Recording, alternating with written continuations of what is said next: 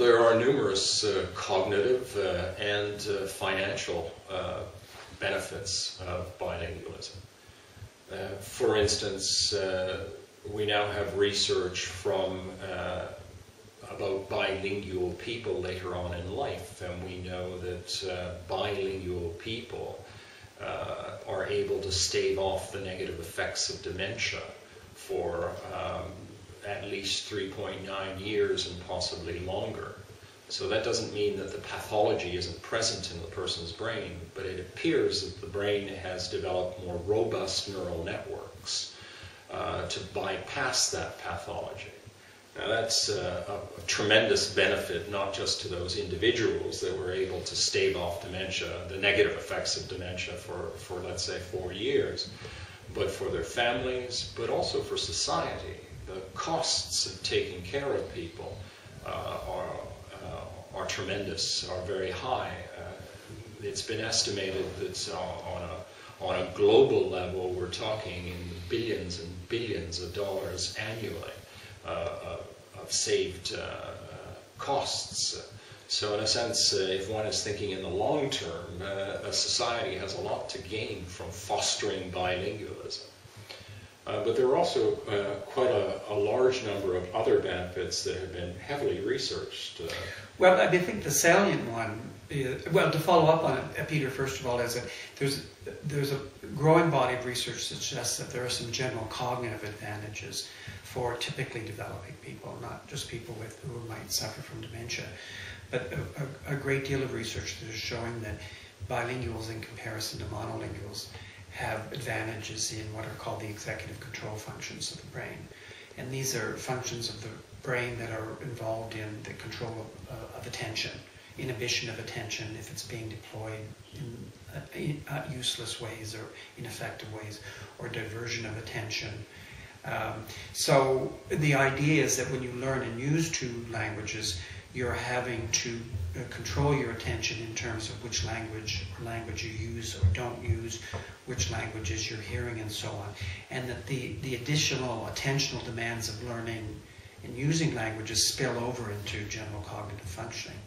So these advantages are not necessarily grossly obvious when you speak to people, but they're nevertheless scientifically real differences. So what researchers do is they've put monolingual and bilingual people into positions where they have to work on a task. For instance, they have a goal, and then they introduce information, some of which is irrelevant to the goal. And what they've been able to find in these studies is that bilingual people can better concentrate on the goal, which is, once again, a very important skill, in a sense, or capacity, especially in this information-rich age that we're living in, where we're constantly being bombarded with information. Now, of course, the major benefit of bilingualism is you can communicate with people who speak more than one language.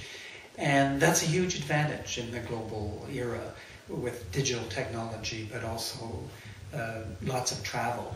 So being able to communicate in English plus Spanish increases the number of people that you can communicate with vastly. The number of sources of information you can draw on through the internet enormously. It means that if you're a business person, you're able to transact business not only in English but other languages. And to me, that's the single most important benefit. And it's a benefit that you acquire without loss to your native language or without loss to general academic competence. And not only do you acquire a language, but you also acquire some of the more subtle aspects of language, such as body language. You become more adept at reading the body language. You become better at communicating across cultures. You get a better understanding of another culture. One of the other things that's said about bilinguals is that they can look at things from several perspectives. One of my impressions about being bilingual, which is not well documented from a research perspective, but people often talk about this when they talk about students who've gone through bilingual programs, is that it seems to give these students self-confidence which is very useful. And I've noted this a lot in our programs, that students who have lived and worked and studied through a second language learn a sense of confidence about themselves, which I think is harder to acquire when you're in a monolingual environment. And I think it's because when you have to contend with a language you don't know and cultural practices which you're not familiar with, but you cope with them and you succeed in them, it gives you a sense of confidence in dealing with unfamiliar languages and cultures elsewhere. It makes the, as Camus said, it sort of makes the strange familiar. And I think, again, in the global world, this is a very useful personal skill, because we often now find ourselves in context with people who we don't know and speak a different language. But we're confronted increasingly with cross-cultural differences which may seem strange and unfamiliar to us. And I think, in terms of global harmony, it's important that we're comfortable with these differences, because we're going to confront them and face them more and more frequently. We have the same kind of anecdotal evidence coming out of Estonia, where both politicians, teachers, parents are saying that the students who have been through the bilingual program are far more open. They seem to be more flexible.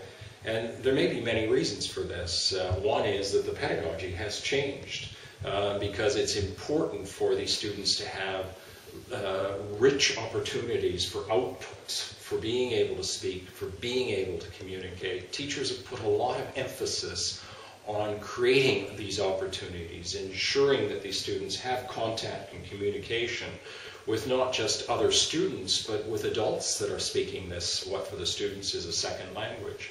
So these students have become quite adept at interpersonal communication. There are other studies that point to the fact that students may have a bit of an edge when it comes to being creative. Certainly there's more and more research beginning to show that multicultural teams often are able to produce more creative solutions to problems. We also know that, that bilingual students tend to have better episodic memory. Yes, this is a growing body of research that shows that especially the earlier you learn a second or third language, the more enhanced your working memory is in comparison to monolinguals, but also in comparison to people who learn a second language later in life. We just did a study that showed that simultaneous bilinguals surpass monolinguals, and they surpass even later second language learners in working memory. That's the ability to hold information in memory and manipulate that information for some purpose. So that, which is exceptionally important from a learning perspective. Yes. Because what you can work with is what you can hold in your memory.